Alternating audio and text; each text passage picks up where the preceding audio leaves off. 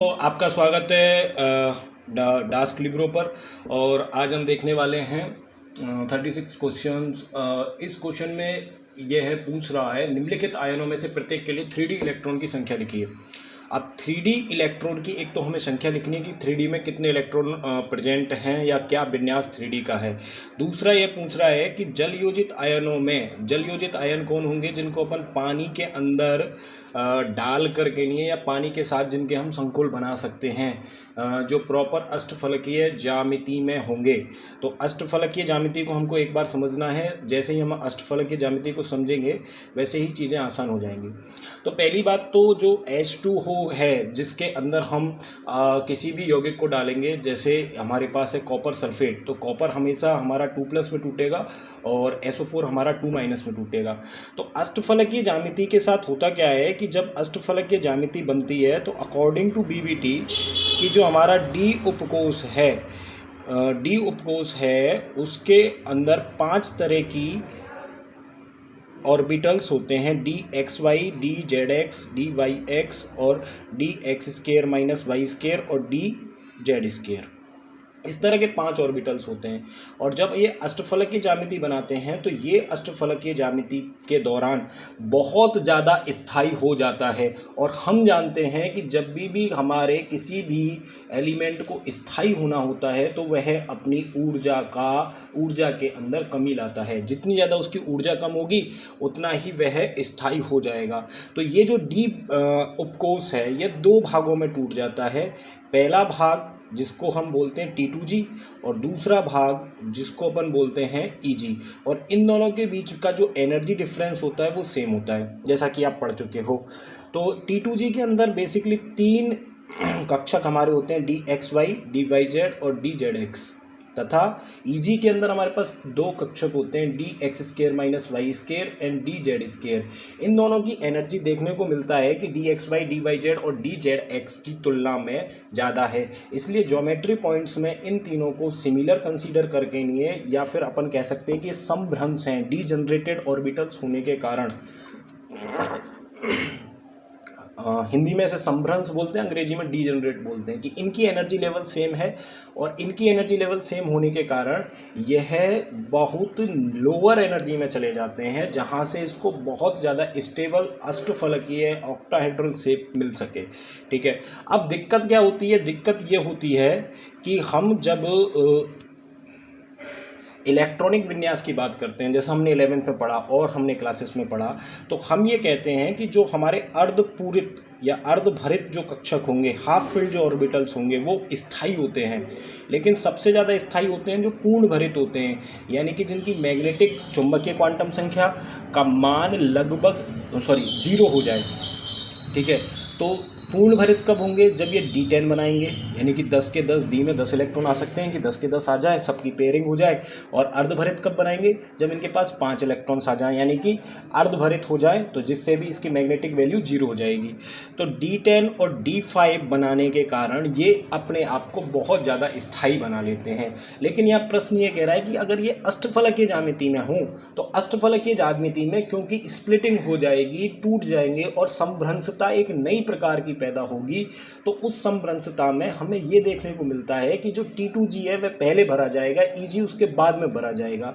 तो T2G में जो स्थायी विन्यास ये प्राप्त कर सकते हैं वो है D3, यानी कि 3 इलेक्ट्रॉन अगर आ जाएंगे तो ये T2G हमारा अर्धभरित हो जाएगा। इसी तरीके से अगर D6 यानी कि अगर 6 इलेक्ट्रॉन आ जाएंगे तो भी अर्धभरित हो जाएगा। और अगर हम ये कहें कि अगर इसमें 2 इलेक्ट्रॉन आ जाए, यहाँ 3 इलेक्ट्रॉन आ जाए, तो भी ये अर्धभरित हो जाएगा, जो बेहद ज़्यादा स्थायी होगा। इसके साथ में अगर 2 इलेक्ट्रॉन ऊपर आ जाएं, 6 नीचे आ जाएं, तो ये एक ज्योमेट्री बनाएगा D8 यानी 8 इलेक्ट्रॉन के साथ में। तो यहाँ T2G तो पूरा भर जाएगा, लेकिन EG के अंदर 2 इलेक्ट्रॉन्स होंगे तो EG अर्धभरित होगा। तो और लास्ट बचता है D10। तो जब अपन देखते हैं कि जब भी अष्टफलकीय ज्यामिति बनती है तो 5 तरह के जो विन्यास हैं वो अपना स्थायित्व प्रदर्शित कर सकते हैं। कौन कौन से विन्यास हैं जो 5 तरह के जो अपना स्थायी प्रदर्शित कर सकते हैं? पहला है D5, दूसरा है D3, D6, D8 and D10। अब यहाँ पर एक समस्या और आती है, क्योंकि H2O एक हमारा उच्च चक्रण लिगेंड है। उच्च चक्रण लिगेंड है ना, कभी भी पेयरिंग नहीं करा पाता, और जब ये पेयरिंग नहीं करा पाता तो क्या होगा कि जब अपन कक्षकों को भरेंगे तो यहाँ जब स्प्लिटिंग होगी तो सबसे पहले जो हमारा T2G है उसके अंदर हमको इलेक्ट्रॉन्स भरने, और इलेक्ट्रॉन्स भरने के बाद में जैसे ये हाफ फिल्ड होगा, अगला इलेक्ट्रॉन यानी कि यहाँ 3 इलेक्ट्रॉन आने के बाद में जो चौथा इलेक्ट्रॉन होगा वो ऑटोमेटिकली ईजी में चला जाएगा। अगर ये पेयरिंग कराता तो यहाँ पर जो चौथा इलेक्ट्रॉन है वो ईजी में ना जा करके T2G में ही पेयर हो जाता, ठीक है ना। इसलिए जब भी अपन अष्टफलकीय संकुल देखेंगे तो वहाँ हमको ये ज़रूर देखना है कि कौन सा लिगेंड हम इस्तेमाल कर रहे हैं।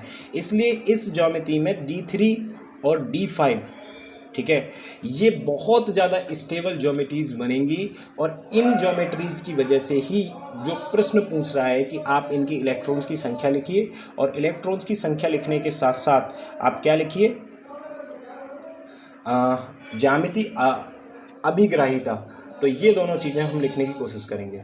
तो पहला है हमारा टाइटेनियम 2+, हम जानते हैं कि इसका इलेक्ट्रॉनिक कन्फिग्रेशन होगा आर्गन 3d2। अब जिन बच्चों को नहीं लिखना आता कि सर टाइटेनियम का इलेक्ट्रॉनिक विन्यास क्या है, टाइटेनियम 2+ का क्या है, तो बेटा पहले टाइटेनियम का आपको नंबर पता करो, 22 नंबर है, और टाइटेनियम का 22 नंबर होने के बाद में इसका इलेक्ट्रॉनिक विन्यास लिख दो 2p6 3s2 3p6 and 3d2 and 4s2। अब जैसे ही टाइटेनियम 2+ बनाएगा तो सबसे पहले ये अपने भाइतम कोष के 2 इलेक्ट्रॉनों को त्याग देगा, तो त्यागने के बाद में इसका जो विन्यास बचेगा वो बचेगा 3d2। अब 3d2 विन्यास इसने प्राप्त कर लिया। अब यहाँ हम सिंपल देखते हैं कि जब ये अष्टफलक बनाएगा तो इसको क्या विन्यास मिलेगा, क्योंकि यहाँ पर कितने इलेक्ट्रॉन्स हैं, 2 इलेक्ट्रॉन्स हैं, और 2 इलेक्ट्रॉन्स किस में स्प्लिट हो गए, ये जो कक्षक है वो हमारे T2G और EG में स्प्लिट हो गए, और जैसे ही ये T2G और EG में स्प्लिट हुए तो ये दोनों इलेक्ट्रॉन अपनी निम्न ऊर्जा कोषों में जाएंगे, जहां पर जाकर के ये और ज़्यादा स्थायी होंगे। तो इसलिए इसका जो ज्यामितीय विन्यास या ज्यामितीय अभिग्राहिता है वो हो जाएगी T2G2। इसी प्रकार दूसरा है V2+। V2+ में V के पास हमें पता है कि इसके पास 23 इलेक्ट्रॉन्स होते हैं, जिसमें से 23 इसका परमाणु क्रमांक है और 2 इसने इलेक्ट्रॉन त्याग दिए हैं। तो बाह्यतम कोष में जैसे ही 2 इलेक्ट्रॉन जाएंगे तो यहाँ पर इसके पास बचेंगे 3d3, और 3d3 में जो तीसरा इलेक्ट्रॉन है वो इसका T2G में ही आएगा। तो T2G में आने की वजह से इसका जो अभिग्राहिता होगी वो होगी T2G3। तीसरा देखते हैं, तीसरा है हमारे पास क्रोमियम 3+। अब ये बताओ कि क्रोमियम जो है, क्रोमियम का इलेक्ट्रॉनिक विन्यास क्या है, आर्गन 3d5 4s1। तो जब क्रोमियम 3+ बनाएंगे तो 1 इलेक्ट्रॉन यहाँ से गया, 2 इलेक्ट्रॉन यहाँ से गए, तो इसका विन्यास क्या बचा, 3d3, और तीनों के तीनों इलेक्ट्रॉन हमारे कहाँ आ जाएंगे, T2G के अंदर। इसी प्रकार जो चौथा है हमारे पास Mn2+। तो हमको पता है कि Mn का जो विन्यास होता है 25 नंबर पर, Mn25, तो इसका जो विन्यास है वो है आर्गन 3d5 4s2। तो जैसे ही ये 2+ बनाएगा तो 2 इलेक्ट्रॉन यहाँ से जाएंगे, और 3d में कितने बचेंगे, 3d में केवल 5 इलेक्ट्रॉन्स बचेंगे। अब हमें पता है क्योंकि यह पेयरिंग नहीं करा सकता, तो इसलिए दोनों के दोनों जो इलेक्ट्रॉन हैं वो कहाँ शिफ्ट हो जाएंगे, हमारे EG में शिफ्ट हो जाएंगे, और इसका जो विन्यास प्राप्त होगा वो होगा T2G3 एंड EG2।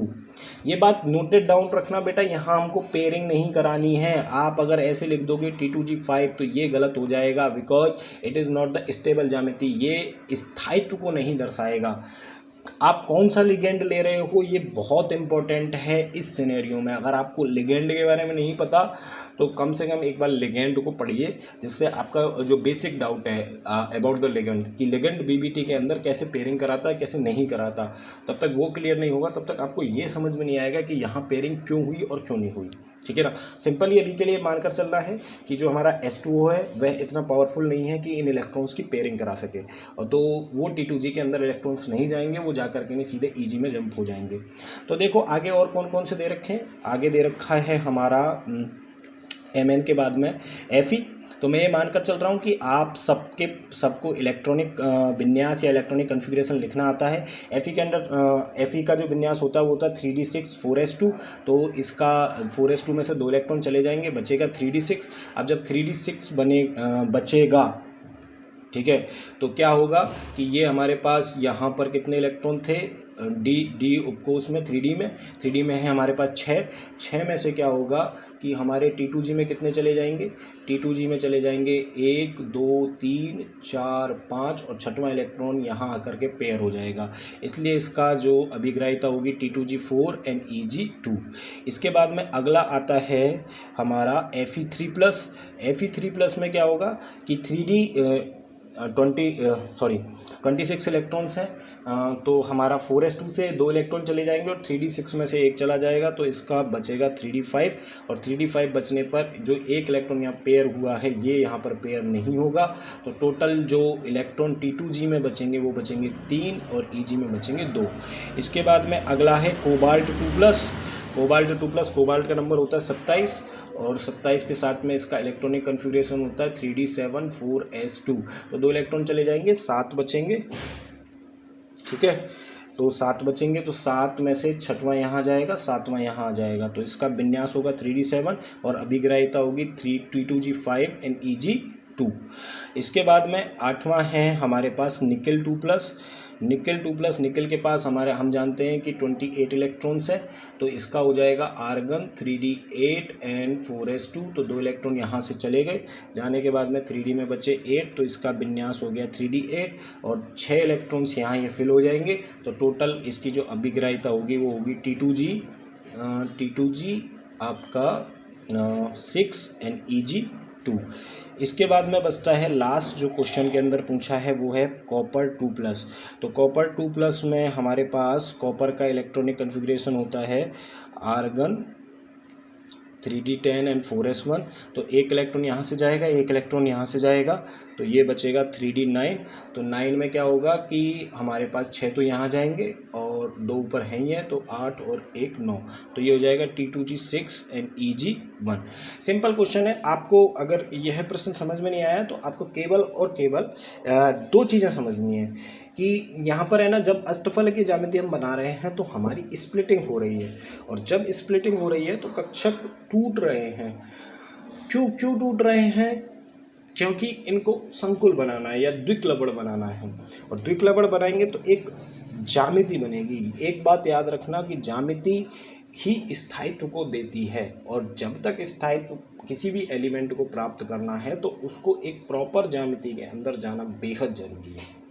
ठीक है भाई, इतना ही आपको पेपर में लिखना है कि यहाँ तक 9 पॉइंट्स बनाने हैं, और उसके ऊपर आपको इलेक्ट्रॉनिक विन्यास लिखना है, साइड में आपको ये लिखना है। बाकी का जितना भी वर्क है ये जो हमने साइड में किया है ये सारा आप कॉपी के अंदर रफ वर्क के रूप में छोड़ दोगे। ठीक है, तो मिलते हैं नेक्स्ट क्वेश्चन में।